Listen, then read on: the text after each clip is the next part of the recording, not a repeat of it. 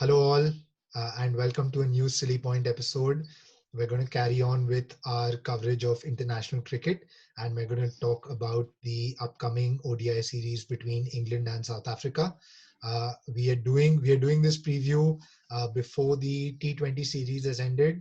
So, our predictions and selections will come with a bit of a caveat in case there are any injuries or if players have lost form. As always, I've got Zahid here with me. So let's get into it straight away, Zahid. Let's Yeah, look at England's starting 11. it's pretty straightforward. So let's just get England over and done with. It's going to be very quick. Openers obviously Roy Bairstow, Yeah, no question. Joe Root at number 3, 3, no question. captain Owen Morgan at 4, Yeah, and then 5 Ben Stokes, yeah, no question again. and then Josh Butler at 6. Yes, no question asked. No questions asked there again. And then you get into the only I guess questionable position is number 7. No, that's Uh, also straightforward. There's no way that they're going to play Moeen Ali. So yeah. Chris Wood at number 7. End of discussion. So your favorite Sam Billings misses out again, huh?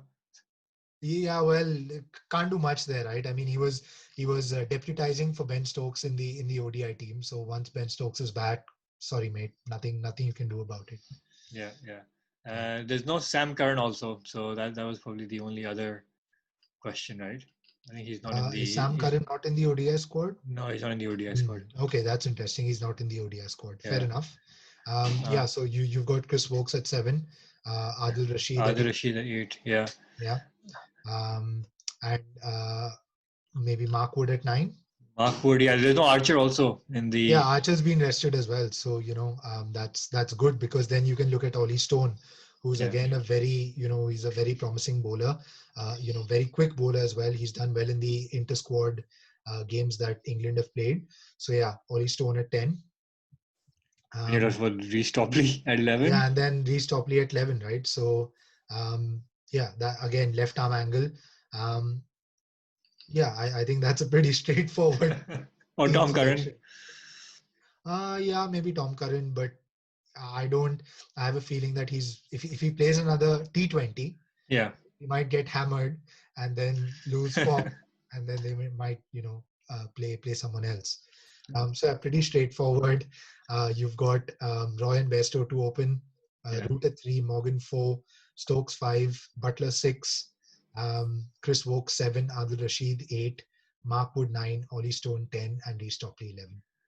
Yeah, surprisingly, that for England standard is a very long tail. Usually they have batting till like number 11 pretty much, but when they have like Archer and Jordan and everyone playing, but they still have batting till Mark Wood. I think they still have batting till 9. Rashid and Adil Rashid and Chris Wokes are good batsmen. Yeah. And so and Mark Wood is a decent hitter of the ball as well. So I'd probably say they have batting till 9. Yeah. Ollie Stone and Reece Topley probably can't bat. So. Not that they'll be required to. Well, even looking at that top order of England or that top and middle order of England, and they've got 6 bowling options, 7 if you take Root as a bowling option, and certainly in the ODIs he's done pretty well.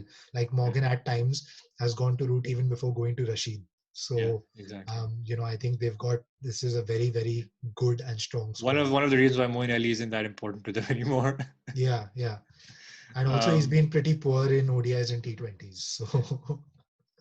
Should we move to South Africa? More complicated because. More complicated. Don't know who they're going to pick. We thought they would open with Jano and Malan, but they would Tendai Bavuma. Obviously, QDK, the only certainty. Agreed. To open the batting, to keep, and to captain. Yeah. I mean, Malan has to open in the ODIs, right? I would expect him to.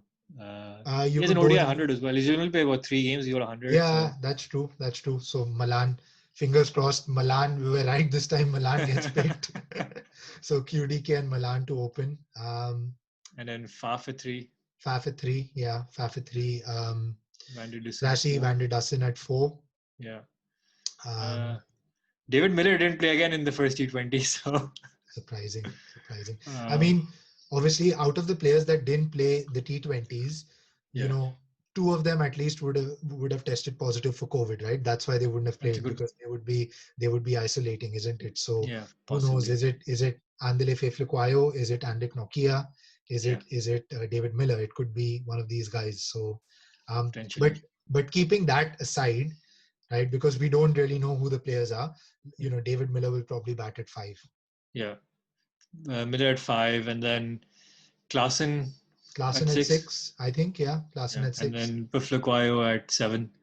Feflukwayo at 7. Agreed.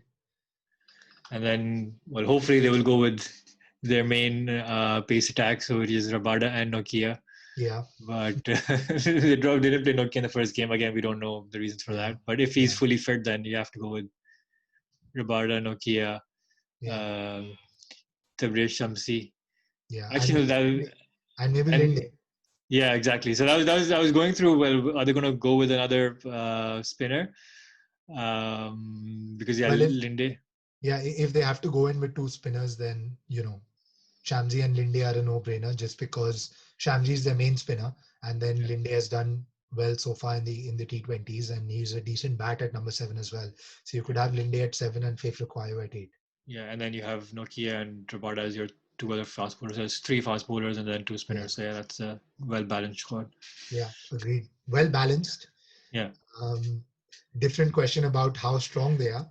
Yeah, I think they have a lot of individual brilliance in the team. I mean, Yeah. QDK, Faf, Rabada, Nokia, Yeah. Miller on his day still, if he gets going, Yeah. can still win you a game. So individually, they're very strong, but how they come together will be interesting to see. Agreed.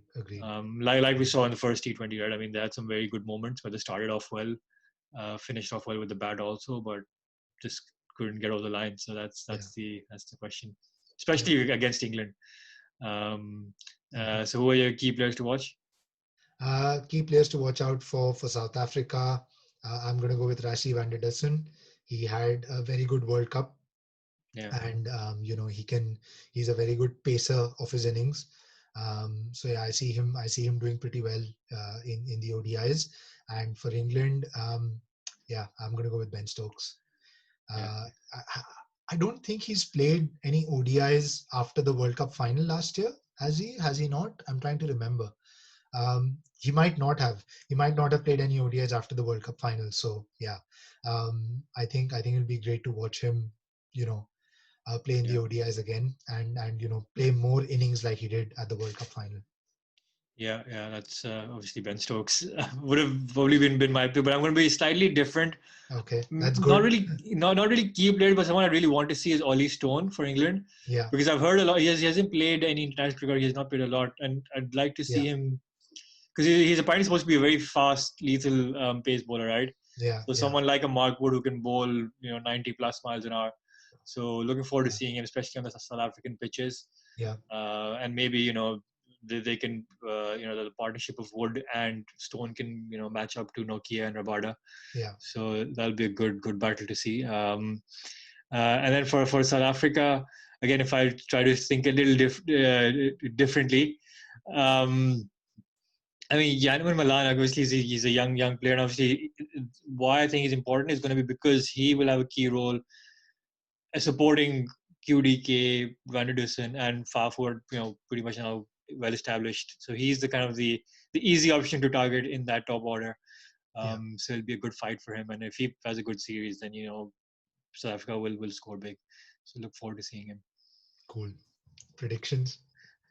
I would have again gone with England 3-0, but after first T20, South Africa have shown flashes of brilliance. So I think 2-1 to England. 2-1 to England, fair. Even I was going to say 2-1 to England. I mean, there's a good chance that South Africa might just come together in that one game somewhere, and QDK scores a brilliant 100 or something like that, or Nokia just blows away the England batsman. So I'm giving 1-1 to South Africa. Well, one more reason why I think England will lose is because of themselves, because they have this habit of just changing their team all the time. Yeah. And they'll just keep rotating their squad, and they'll obviously you can't get the perfect combination every game, and there'll be one game where they'll mess it up. I guess for England, the ODIs are not as important. I mean, obviously these ODIs form part of the new ODI league. So, qualification for the 2023 World Cup depends on the results of this league. So, yeah, I think every game is important from that aspect. But I think England, if they feel that, okay, they can bring someone in who might have more of an impact in the T20s, Yeah. if they want to give someone like Sam Billings a go, Yeah. right, just to see what he can do, then yeah, they can easily rest Butler and get Billings to keep, Yeah. Yeah. something like that. So I think they'll be more interested in finding, Yeah.